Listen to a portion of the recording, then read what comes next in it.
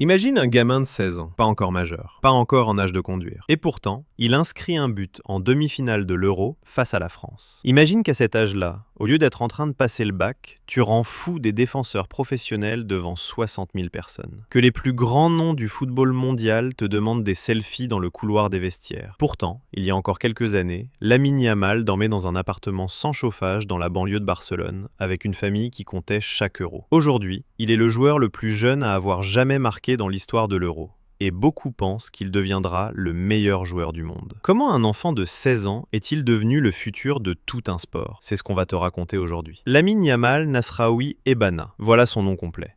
Un nom qui porte déjà toute une histoire. Il est né le 16 juillet 2007 à Mataró, une ville côtière à 30 km au nord de Barcelone. Son père, Mounir Nasraoui, est d'origine marocaine. Sa mère, Sheila Ebana, est d'origine équato-guinéenne. 2 continents, 2 cultures, une seule ambition, que leur fils ait une vie meilleure que la leur. La famille s'installe à Rocafonda, l'un des quartiers les plus défavorisés de Mataró. Les murs tagués, les ruelles étroites, les enfants qui jouent dehors parce qu'il n'y a pas grand-chose d'autre à faire. C'est dans ce décor que Lamine découvre le football. Il a 3 ans. Son père lui met un ballon entre les pieds dans la cour de leur immeuble. Et tout de suite, quelque chose se passe. Mounir dira plus tard, il ne courait pas après le ballon comme les autres enfants. Il le contrôlait. À 3 ans, il faisait des choses que des gamins de 8 ans n'arrivaient pas à faire. L'histoire aurait pu s'arrêter là, un gamin doué dans une cour de HLM. Mais à 5 ans, quelqu'un remarque Lamine lors d'un tournoi de quartier. Un recruteur du FC Barcelone, l'un des clubs les plus puissants du monde.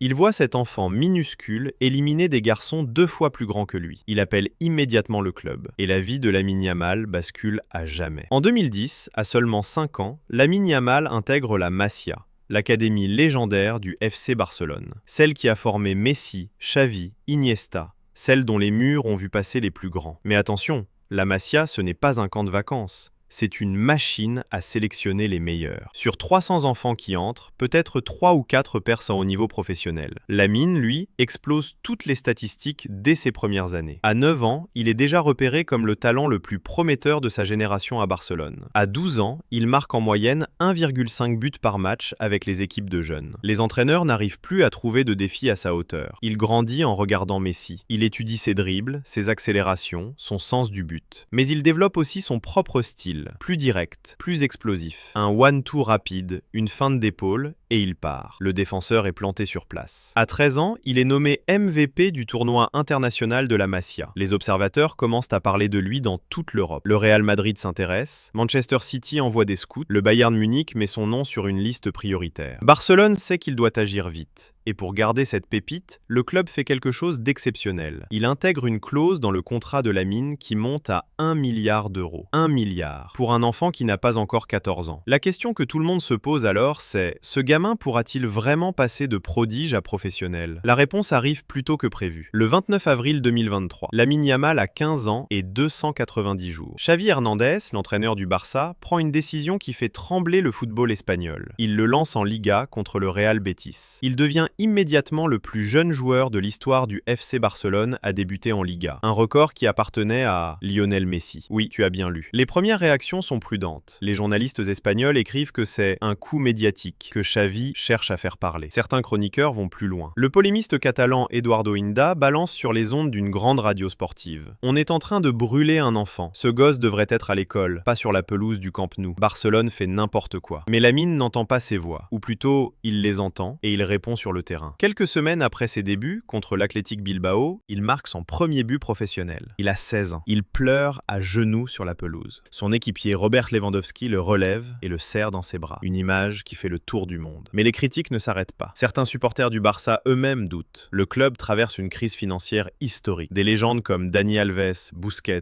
Piqué sont partis. Le Barça a besoin d'un sauveur. Et mettre cette pression sur les épaules d'un adolescent de 16 ans semble irresponsable. Pourtant, match après match, Lamine répond. 10 buts et 7 passes décisives lors de sa première saison complète. À 16 ans. En Liga, l'une des compétitions les plus dures du monde. Et tout ça, c'était C'était juste le début de quelque chose d'immense. Été 2024. Lamine est en plein envol. La sélection espagnole le convoque pour l'Euro 2024 en Allemagne. Il a 16 ans et 11 mois. Il deviendra le plus jeune joueur de l'histoire à participer à un Euro. Mais autour de lui, le monde n'est pas toujours beau. En janvier 2024, une vidéo de son père, Mounir Nasraoui, circule massivement sur les réseaux sociaux. On le voit dans une rue, entouré de plusieurs hommes, impliqués dans une altercation violente. Les images font scandale en Espagne. Les tabloïds s'emparent de l'affaire. Les gros titres sont horribles. La famille Yamal éclaboussée. Le père du prodige catalan dans les ennuis. L'ombre noire sur la perle du Barça. Lamine est à l'entraînement. Il a 16 ans. Il voit son père humilié publiquement. Sa famille exposée. Des gens qu'il n'a jamais rencontrés débattre de sa vie privée sur toutes les chaînes espagnoles. Un proche de la famille confie alors à un journaliste catalan: Lamine a failli craquer cette semaine-là. Pour la première fois, il a dit qu'il voulait tout arrêter, que ça n'en valait pas la peine. Les critiques reprennent de plus belle. Certains éditorialistes espagnols évoquent un entourage toxique, un environnement familial incompatible avec une carrière au plus haut niveau. La pression est monstrueuse pour un garçon de 16 ans. Et puis, le Barça lui-même traverse une tempête. Xavi annonce sa démission en fin de saison. L'équipe est inconstante, les résultats en dents de scie. Certains au club remettent en question la gestion de Yamal, estimant qu'il a besoin d'être protégé, pas exposé. La presse internationale attend. Elle observe. Elle se demande si ce gamin va s'effondrer sous le poids de tout ça. Mais la suite, personne ne l'avait vraiment vu venir. Été 2024. L'Euro commence en Allemagne. L'Espagne débute le tournoi en boulet de canon. Et au milieu de tout ça, il y a un gamin en numéro 19 qui fait des choses que les défenseurs ne comprennent pas. Groupe A, puis quart, puis demi-finale, face à la France, devant 66 000 personnes à Munich. Le score est de 1-1. Il reste 21 minutes. Et Lamine Yamal, à 17 ans moins 2 jours, reçoit le ballon à 25 mètres du but côté gauche. Un défenseur français fonce sur lui. Il enroule, du pied gauche, en pleine...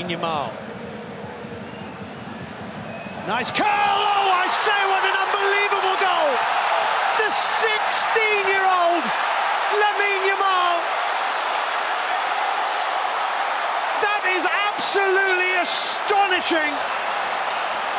Lucarne. Le gardien Mike Maignan ne bouge pas. But. Le stade explose. Les commentateurs hurlent. Et quelque chose d'extraordinaire se produit. Sur le terrain, les joueurs espagnols pleurent. Des hommes de 30 ans, expérimentés, portés par des années de carrière. Ils pleurent de joie devant un gamin qui vient de fêter ses 17 ans à peine. Ce but est immédiatement élu but du tournoi. Meilleur jeune joueur de l'Euro. Et l'Espagne soulève le trophée 4 jours plus tard face à l'Angleterre. 4e titre européen de son histoire. Lamine Yamal entre dans les livres d'histoire. Plus jeune buteur de l'Euro, plus jeune champion d'Europe, à 17 ans. Cette même année, il finit 4e au Ballon d'Or, à 17 ans. Seul Messi l'avait précédé aussi jeune dans ce palmarès. Et tout le monde commence à prononcer la même phrase. Le successeur de Messi est arrivé. Lui, modeste, répond avec un sourire: Je ne suis pas le successeur de personne. Je suis Lamine Yamal, et je commence juste. Il revient au Barça en héros. Nouvelle saison, nouveau niveau. Avec l'arrivée de Hansi Flick sur le banc, le Barça retrouve un jeu collectif époustouflant. Et Lamine en est le moteur. Il dépasse les 20 buts, toutes compétitions confondues. Il distribue des passes décisives comme d'autres donnent des bonbons. Il est nommé dans le 11 de l'année UEFA, à 17 ans. Les plus grands clubs d'Europe font des offres délirantes à Barcelone. On parle de 300, 400, 500 millions d'euros. Barcelone refuse tout. Lamine prolonge son contrat jusqu'en 2030. La clause libératoire est portée à 1 milliard d'euros. 1 milliard. Pour un joueur qui n'a pas encore le droit de vote.